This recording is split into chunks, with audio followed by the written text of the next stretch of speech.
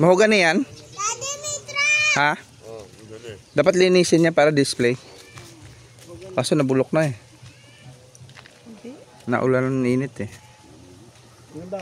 Di makita ang mahogany lang. Makurtiyan sa mapingon lang yun. Sabi ni Tutong, pwede daw ba siya mag-request magpasarali? Ah. Sarahe yan? Ano yung mahogany ba to? Sayang. Kaya nga. May man nagsarahe dyan to? Oo.